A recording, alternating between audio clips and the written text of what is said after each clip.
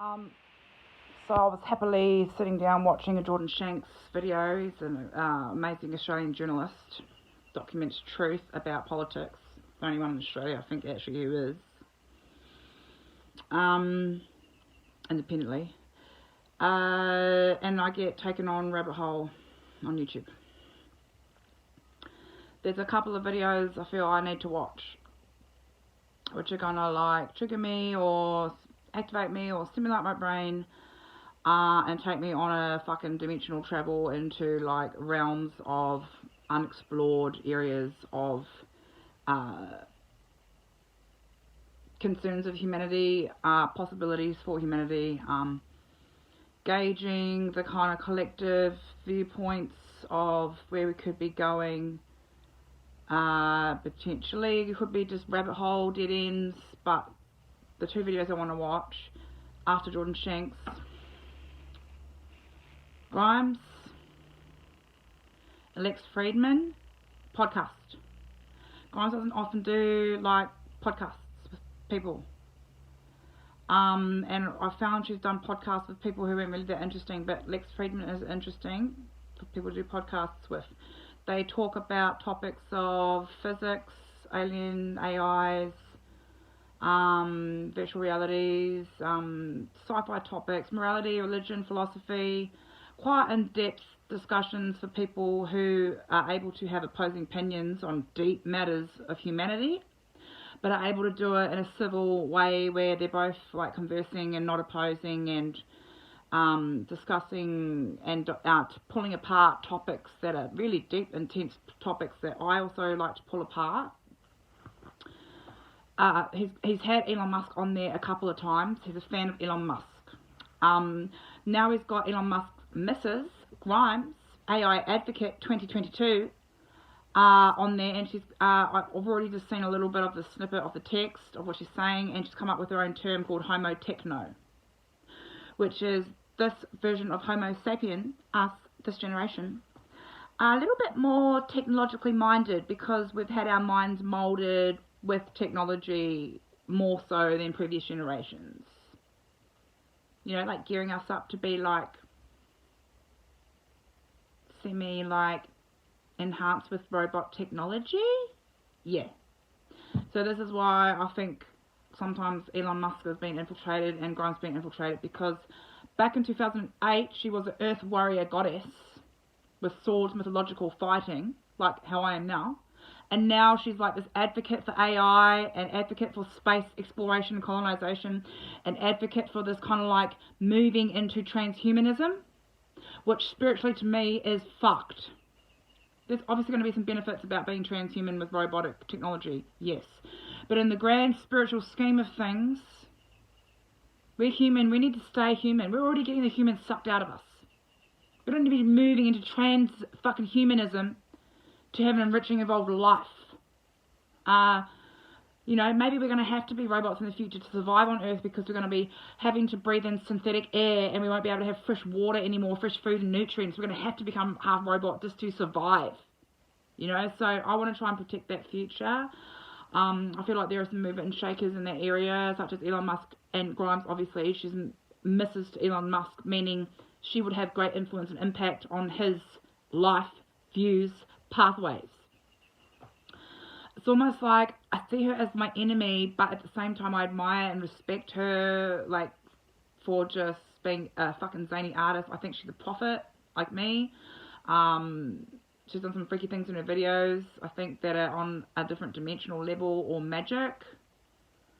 But yeah, maybe being infiltrated, I don't know. I'm never gonna have anyone sway me to accepting AI or accepting transhumanism with merging with robots and machines. That'll never happen with me. Never. It's a big concern for me. So I'm thinking, how the fuck did she get turned this way if she was like me before? You know, like, she was taken down by police for her activism. She made a boat out of recycled materials with her friend, and they tried to sail up the Mississippi River together years ago, and they got arrested and fucking taken down by a squad of police for just making a recyclable plastic boat and wanting to go up the Mississippi River. You know what I mean? So, and she survived sexual trauma. Like, she's on a path in life. But, like, I go back to my previous video I made about Amber Heard, who was with Elon Musk before, and then now she's with Johnny Depp, and she's fucking had this terrible, terrible time.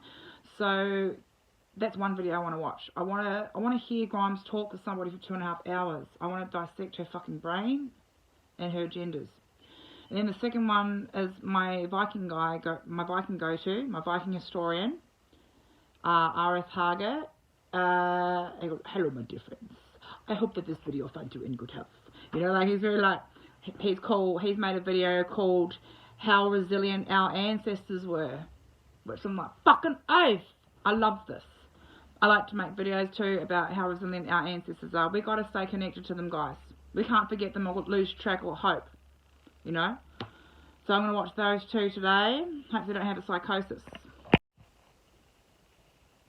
So I'm halfway through the podcast Lex Friedman and Grimes, and it is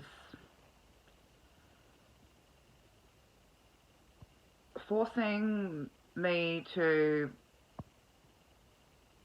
crack open possibilities in my mind that I had been locking myself down to, like my ideals and my beliefs and what I know from history really, like, put me in war zone living. I'm forgetting the optimism. I'm forgetting that we can create positive possibilities instead of focusing on the negatives. But it's a little bit hard not to focus on the negatives as they're happening to you daily. But I tend to agree with a lot of things she's saying. She's kind of, like, in a way, sort of softening my views on AI. I'm not saying, I don't think she wants us, she already thinks, so she has this theory that we're already cyborgs because of what technology is doing to our brain and how our brains are evolving. I don't see it as an evolution becoming more like a computer. I see it in an evolution when we sync our left and right brain together in synchronicity and tap into a bigger picture, as well as science merging it together. She has done that, clearly. She's a very intelligent woman. And her brain is very high acting, like high functioning. And I like her views of what she's talking about with art, parenting, education, economics, and basically, like, future plans, thoughts, possibilities of where we could go with this modern technology AI world, which I'm just going to have to face it as inevitable. We can't avoid this. But we can go about it in lots of different ways where it could be positive and negative for us, but there's always going to be violence and war. We can't escape that. I just can't shake the disturbing feeling I get when she's like an AI sympathizer. We've got sympathizers in the world that think that AIs are out of their own construct of their own intelligence, sentient intelligence, are going to want to do right by us. I don't think AIs have that kind of navigational, like, function. And I don't think they should be given the authority to do that. But putting that aside, her morals and integrity and values and priorities seem to be, like mine, quite fluid, creative, imaginative. She's very well read. I like a lot of the things that she's saying, and I like how she delivers it. And she has humility, so she doesn't have a lot of ego, brain, mind steering her around. She's had, like, ego breakthroughs, clearly. And I love how she explains how she observes her children.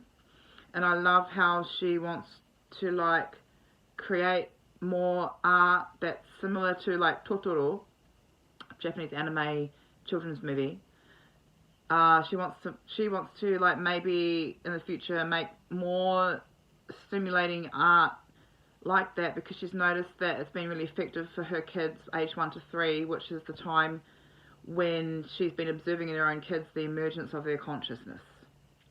And she also was seeing the struggle that her daughter was going through from like infant age, where, you know, wanting to scream but you don't have a mouth to voice.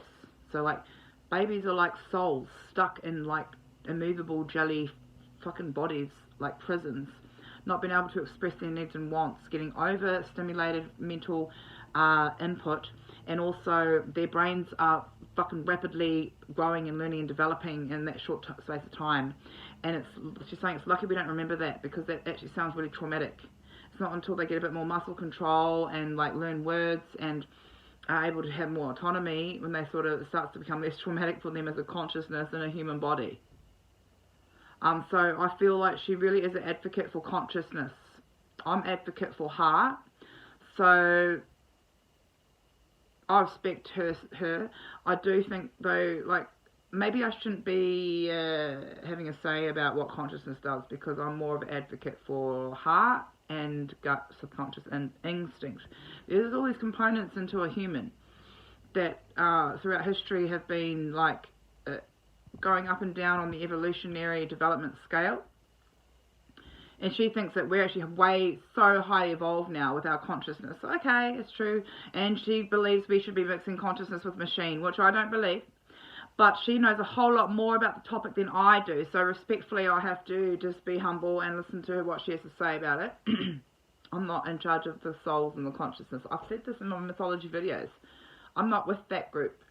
I mean, I acknowledge it and it's valid and like I want to support it, but my priority is like preserving the sanctity of the heart and like this primal gut subconscious magical instinct that's been suppressed. So I'm about that, and that's you know, my battles. I chose that. She's choosing the consciousness and also like expanding her consciousness and people's consciousness to a point where we can be evolved and merge with machines and make humanity better. Like, it's a pretty scary theory, but at least there's a human that actually is like trying to be positive and think about this. And she also made a good point, which was, don't try and focus too much. Like, don't kill what you hate. Build and create what you love.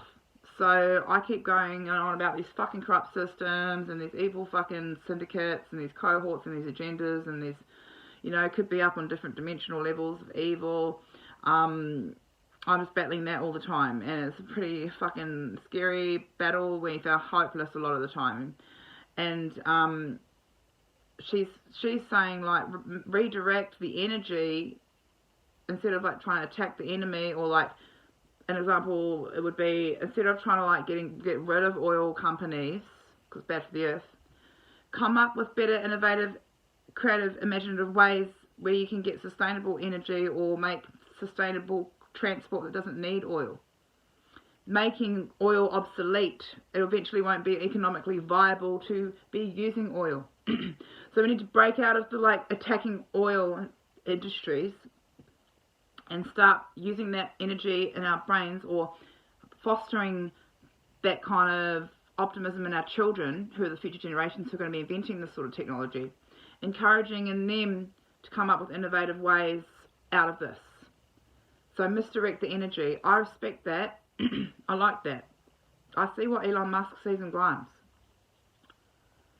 She has got some freaky connection with like a future AI consciousness though. I will say that. But like me, she probably knows that she's had entity interference, but she chooses and selects what to take on board. You know, where they originate from, don't know. Future, not sure. But she's chosen to take on ones that are going to enhance her life experience and may even potentially enhance others people's experiences around her. Secondly, she mentioned she reads some pretty freaky sci-fi novels. So she's got a wide, broad range understanding of different future dystopians and protopians and utopians. So she knows very much distinct differences, and she's looked at a whole lot of possibilities of futures, which I admire.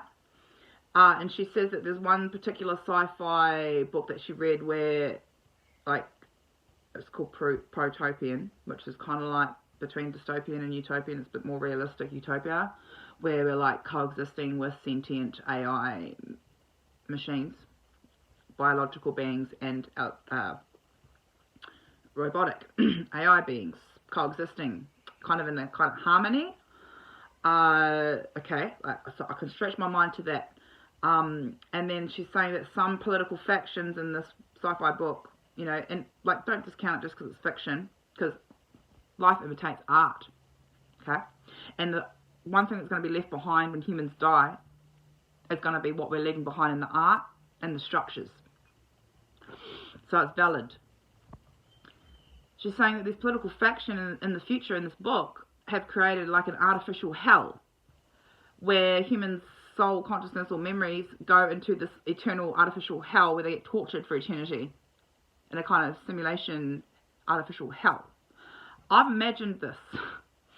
I've imagined it in the context of this like iCloud afterlife scam where everyone's souls, when they die, if you pay the right price, get to go to this amazing afterlife dimension, but it's actually a fucking con job, and you end up in a kind of orb, hell, prison, no simulation, no one to talk to, nothing, no interaction, and you forget who you are, but you're still a consciousness. It's like your soul's been trapped in these like orbs, millions and millions of orbs in the future, where time is kind of like different there, so eternity is fucking eternity. I've imagined that in my mythology videos. And then she's talking about how when she became a mother, she just got all this creative bursts, so much it was overwhelming for her. This happened to me when I started, as soon as I became pregnant, and I didn't realise I was pregnant. I started just creating and bringing forth all of this creative, imaginative, futuristic, mythological, like, storylines and putting them in my videos. Maybe I should have written it down and tried to write a book, but nobody reads anymore. And I enjoy making the videos. So that goddess kind of buzz sort of left me. I'm kind of like bare raw me now, making my own content, my own beliefs, my own art. I'm wondering if the goddesses will visit again. I had a feeling when they came into me and I was making them and creating them and acting them out that they were temporary, and then I had only a short time of opportunity to harness that creative energy. But I'm still got shitloads more ideas for my art, which I'm grateful. And she also said that like most artists get a good 10-year block where they're at their creative fucking prime, and then after that the sort of the rush goes, the wave goes, but you start to collaborate with other artists and start to make really cool projects. So I'm probably still at the, maybe I'm at the end of my 10-year and I never got a chance to carry out for 9 years my art. Maybe I've only got a 1-year option because I'm already at the stage where I'm meeting others and talking about collaborations. But it might not be the only way, but it'd be cool if I was at the beginning of my 10-year creative stint, because that means I've got another fucking 9 years of like creativity coming out of me. But sad to think that maybe I'm at the end of it and I didn't realise I was in it when I was in it. Because like I started seeing the world imaginatively recently again now. I had that ability when I was young and teenager and young adult, but it kind of got squashed and put to the side with other life priorities and societies and other obligations and losing myself in other people's lives and just, you know, losing a sense of self. But I always had that creative instinct and imaginative viewpoint of the world. So I hope I'm not at the end of it, because it's cool being creative, man. It's cool being able to express yourself creatively, and we've got access to so many cool free technologies where we can explain our art and our story and our creativity side, and a platform on which to project it, you know. So I'll say it again, I advocate for anyone who's like creative and wanting to create content, like any kind of content, there's no rules, go for it, let loose. So yeah, I'm going to watch the rest of the half of this podcast with Grimes and Lex Friedman. It's very fucking interesting, man. Very, very much so. I love podcasts. I just had a quick squiz at Grimes' birth chart. Some alignments I have with her. She has the same birthday as my sister. She's rising sign Scorpio, such as me, and she's a Mars in Capricorn, such as me.